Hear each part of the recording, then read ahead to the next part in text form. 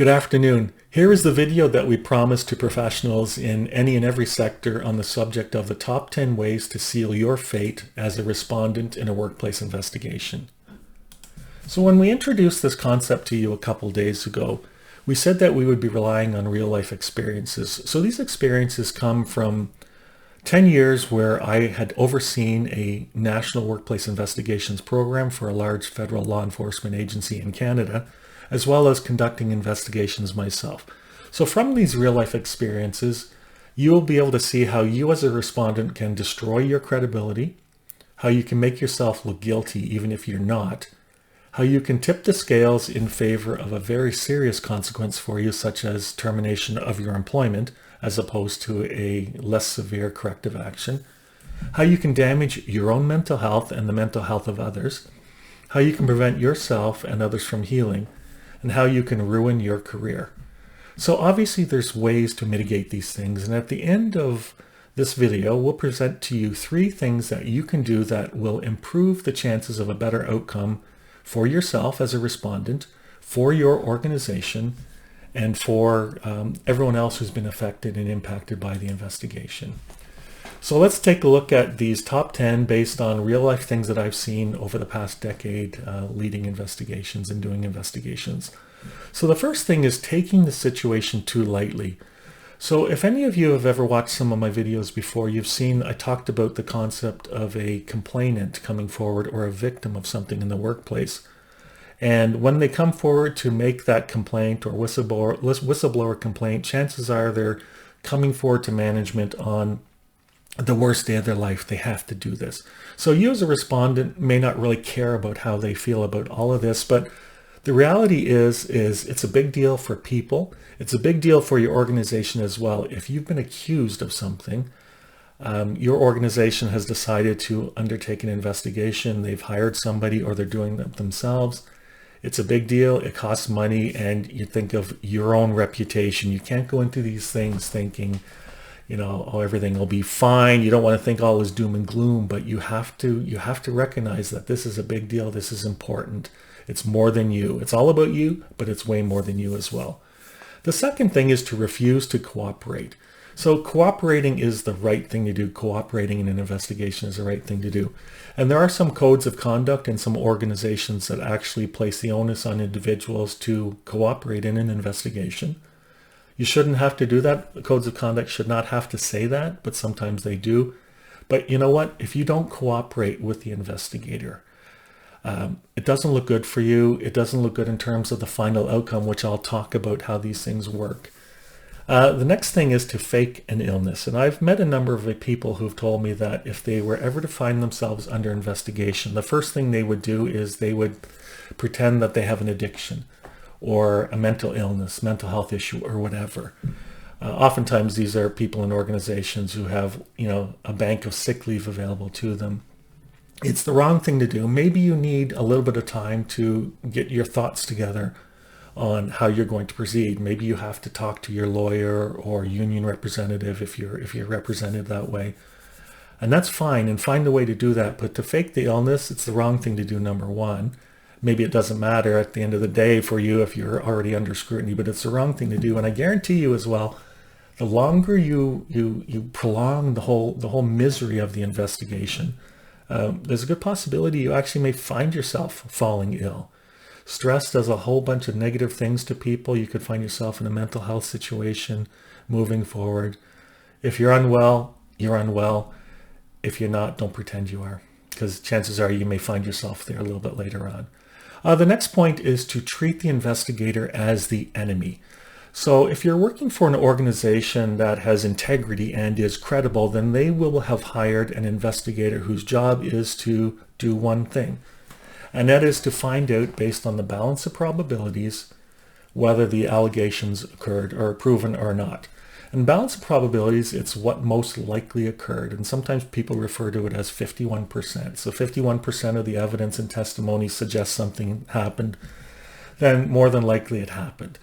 So it's a different test from what you see in courts. And so the investigator is not your enemy. The investigator may ask you some tough questions, but they're there to understand and tell the story. And you want to make sure that you are giving them all the information they need to tell the right story. So they're not the enemy. It may be a tough conversation you're having with them, especially if you did what you've been accused of doing, but treating them as the enemy and not cooperating, as I alluded to earlier, are going to be problematic for you. Help them do their job. I know it sounds kind of funny when you're on the receiving end or you're the target, but it goes a long way to helping the whole story at the end of the day. The next point is letting your ego get in the way. So I've seen situations where people will come into interviews, investigative interviews, with their guns a-blazing, trying to, assert themselves, be oppositional. I've seen where people have gotten their lawyers to write, I'll call them harsh and threatening sorts of letters, and that's no disrespect to lawyers, but harsh letters. And I've always seen that these things, they don't fall on deaf ears, but the investigator and the organization who's hired the investigator, they'll politely respond. But at the end of the day, the individual has an obligation to cooperate, to participate. And so these letters cost a few $100s, and they just kind of, are for naught at the end of the day many times. So letting the ego, there's going to be emotions, you can't escape those, but don't come in, with the chest all puffed up and I'm going to show them. Is come in and make the job easier for yourself and for everyone else. Next point is to blame everyone else.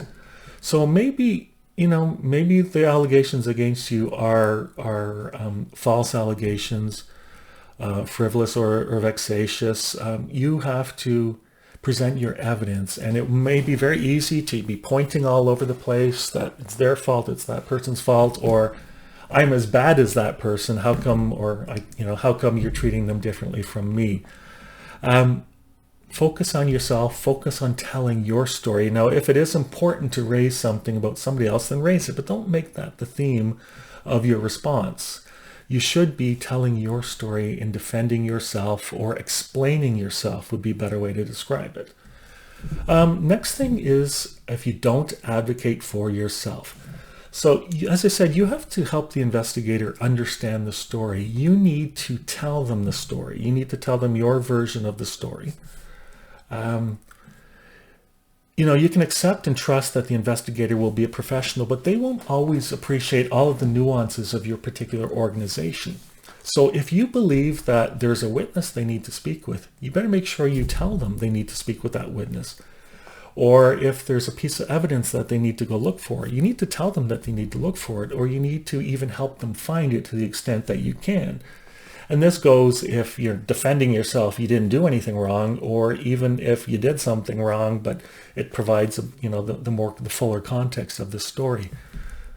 You got to trust the process for sure, but you have to be an active participant in the process, and you have to make sure that you make your contribution to it. Because if you don't, the investigator will go on based on the information they have, which may not be everything that you need to tell the full story. Next thing is to lie to the investigator. Next thing is to not present any evidence. There's always something you have to say in your defense. Different from I don't remember. Sometimes people take that approach. Sometimes they don't remember.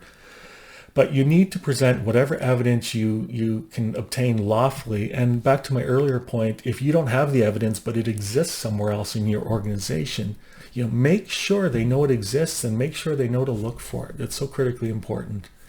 Next point is to lie to the investigator. So investigators, human beings, are not, perfect lie detectors by any means. But there's a concept called credibility assessments, and that's where an investigator will take a look at the totality of everything else and what, what most likely, occurred, and what's the most reasonable explanation based on the circumstances. It doesn't bode well for you to lie. Oftentimes, while not great lie detectors, oftentimes it's quite obvious that an individual is lying to the investigator. And it doesn't serve you well, especially when you get to corrective actions after the fact. And I'll talk about those just before we close.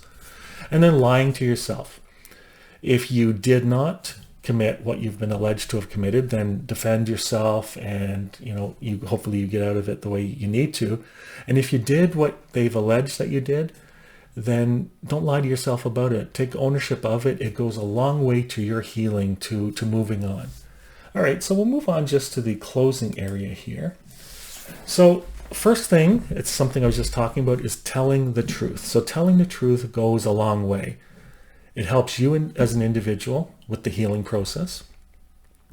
It helps you in terms of, the final outcome. So if you did something that's so terribly egregious, maybe your outcome is, nothing less than termination of employment. And so, that's what it is. Sometimes that happens. It absolutely sucks, but it does happen.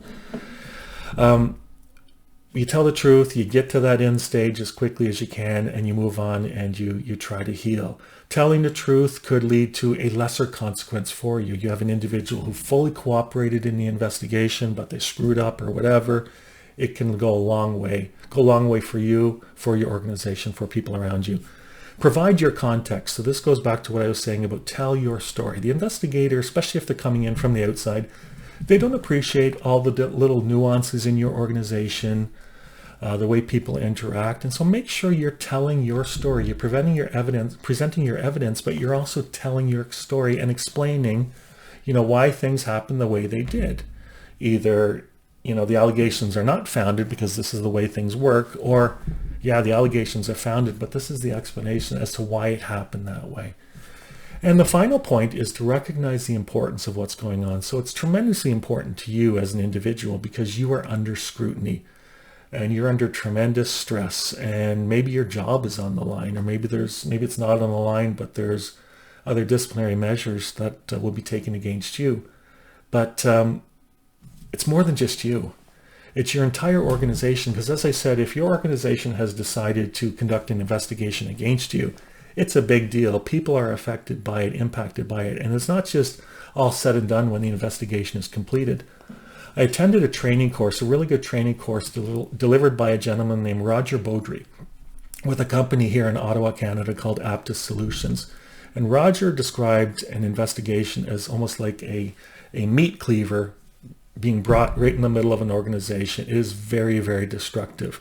And so you have to recognize, yes, it's about you. Yes, your job is on the line, but it's bigger than you as well. It's your organization, it's your colleagues and everything else. So just be mindful of that, okay? I know it may be difficult.